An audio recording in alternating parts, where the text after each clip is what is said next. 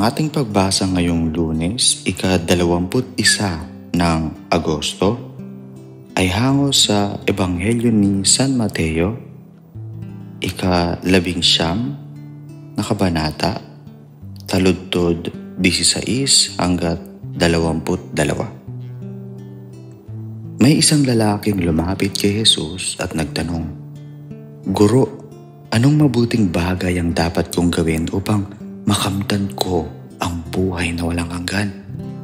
Sumagot si Jesus, "Bakit mo ko tinatanong kung ano ang mabuti?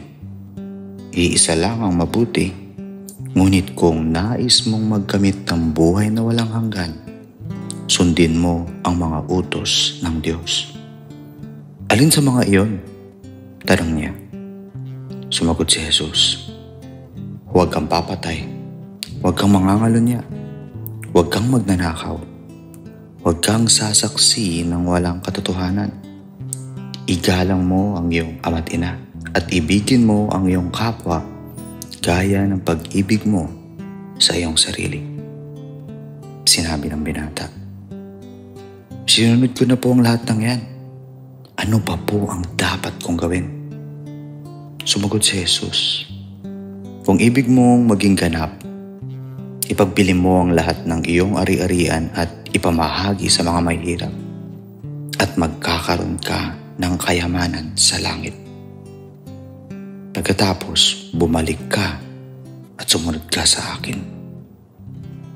Pagkarinig nito, malungkot na umalis ang binata sapagkat siya'y napakayaman. Ang mabuting balita ng Panginoon. Ang ating faith food reflection ay mula kay Brother Christian Costuna ng Hand of the Sower Catholic Community. Ang pagsunod. Ang bawat tao ay may kanya-kanyang pinakaiingatan na yaman sa mundo. Maaaring ito ay ang kanilang yamang pera, ang tanyag na pangalan ng kanilang pamilya, o ang kapangyarihan na pwedeng makuha ang lahat-lahat. Ang pera, pangalan at kapangyarihan ay hindi po masama dahil ito marahil ang bunga ng trabaho, pagsusumikap at pagtsatsaga upang mabuhay at umasenso. Ngunit ito rin ang kadahilanan ng nakararami kung bakit mahirap para sa kanilang makasunod kay Jesus.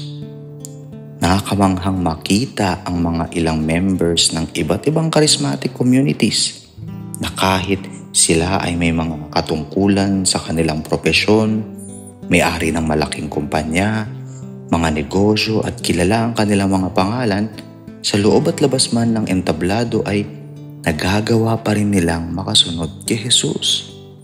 Ang pagsunod sa Kanya ay isang imbitasyon sa ating lahat na sa kabila ng mga narating natin sa buhay, anuman ang ating edad, ay patuloy niya tayong tinatawag na sumunod.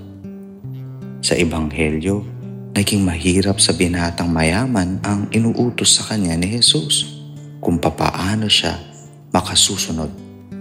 Ito ay paalalang maging mulat ang ating puso at isipan sa mga yaman ng mundo na mayroon tayo ngayon.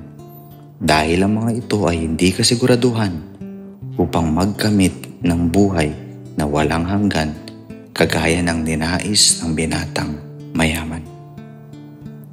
Manalangin tayo.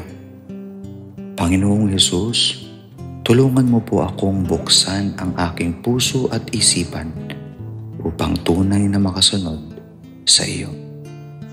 Sa ngalan ng Ama at ng Anak at ng Espiritu Santo.